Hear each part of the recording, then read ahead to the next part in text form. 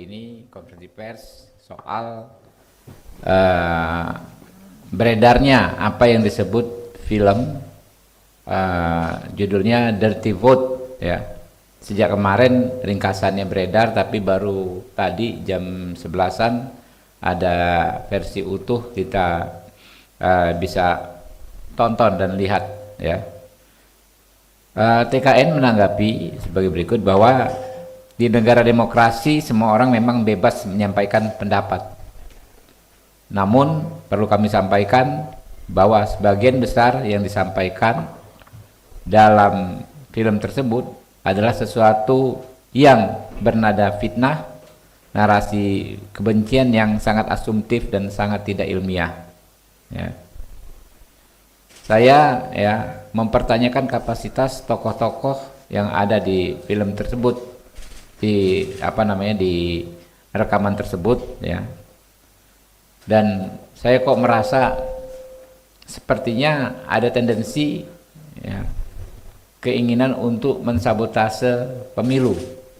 Bukan mensabotase lah, ingin mendegradasi lah ya pemilu ini ya, dengan narasi yang sangat tidak berdasar.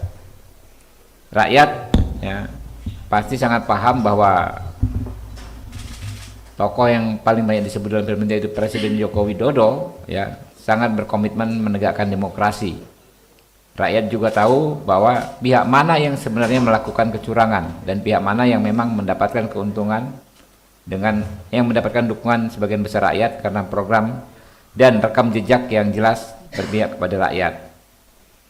Kalau di film tersebut disampaikan oleh saudara Zainal Arifin Muchtar agar rakyat menjadikan film tersebut sebagai dasar penghukuman, justru kami khawatir rakyat yang akan menghukum mereka ya dengan cara rakyat sendiri.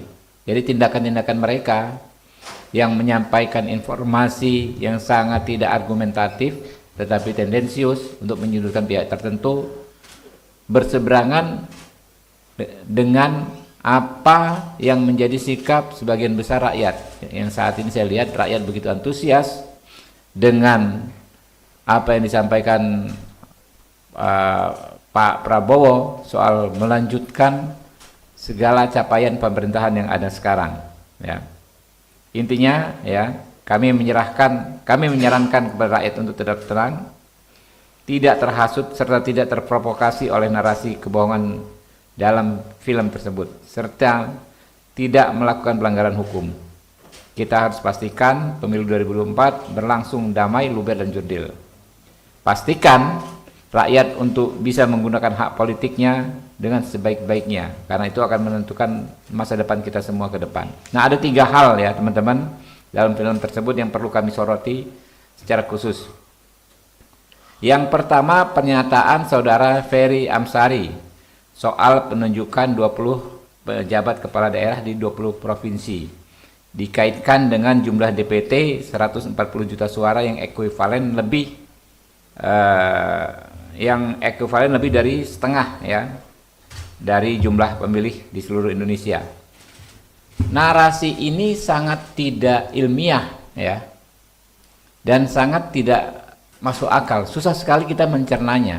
Bagaimana misalnya dia sebut Pak Jokowi menunjuk 20 juta PJ kepala daerah, jumlah penduduknya katanya lebih dari 50%, lalu dikaitkan dengan istilahnya orkestrasi pemenangan salah satu paslon dengan jumlah pemilih 50% lebih dan sebarannya memenuhi ketentuan pasal 6 Undang-Undang Dasar ya, yaitu 20% suara di setidaknya 50% provinsi.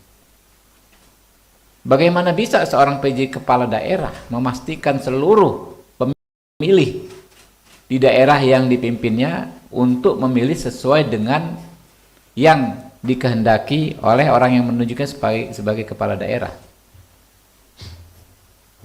Logikanya di mana gitu loh? Dengan kewenangan PJ kepala daerah yang jauh lebih terbatas daripada sebagai kepala daerah aktif ya. Bagaimana bisa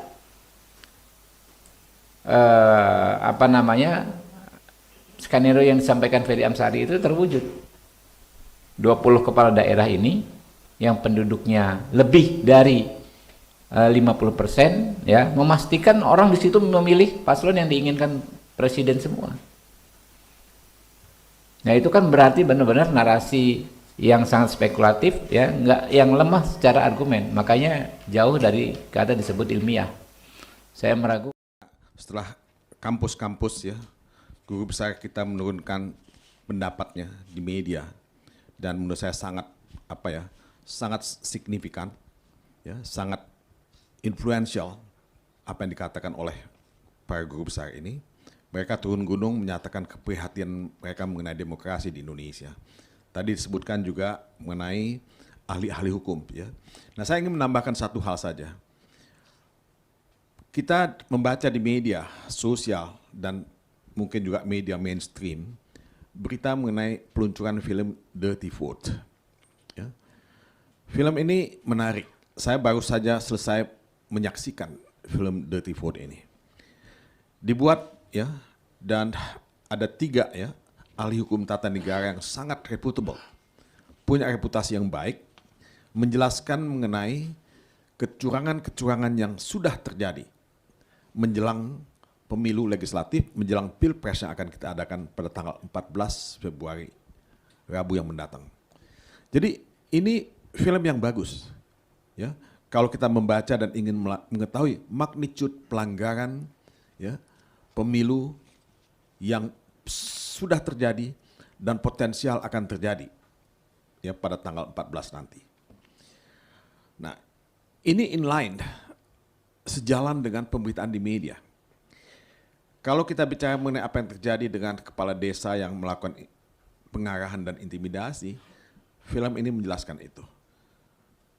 Kalau kita concern dengan misalnya politisasi bansos, film ini juga menjelaskan mengenai itu. Kalau kita concern misalnya dengan bagaimana nanti penyebaran 20% suara misalnya, ini ada kaitannya juga dengan kebijakan misalnya membuat Papua menjadi 6 provinsi. Banyak hal-hal yang positif yang kita bisa lihat dalam film ini, walaupun Anda tentu boleh tidak setuju dengan film ini. Tapi menurut saya film ini adalah pendidikan politik yang bagus. Pendidikan politik yang penting buat masyarakat, buat kita semua, untuk punya kemelekan, ya, atau literacy politik, political literacy, ya, dalam memahami dinamika politik di Indonesia. Nah, yang saya tidak mau adalah jangan baperan gitu. Banyak orang baperan kalau dikritik, ya. Nah, baperan ini berbahaya, ya. Kalau Anda merasa tidak setuju dengan apa yang dibuat dalam film itu, bantah saja film itu dengan membuat film yang lain. Ya, kritik mesti dibalas dengan satu kritikan yang lain. Jadi jangan baperan dan jangan cepat-cepat membuat laporan ke pihak kepolisian. Karena menurut saya, kriminalisasi seperti ini akan membunuh kreativitas. Kriminalisasi seperti ini akan membunuh demokrasi itu sendiri. Kita ini bisa kuat karena kita punya demokrasi. Dan inilah yang menjadi taruhan kita ke depan sebagai bangsa dan negara. Mungkin itu kali. Baik, Bang Todung, terima kasih.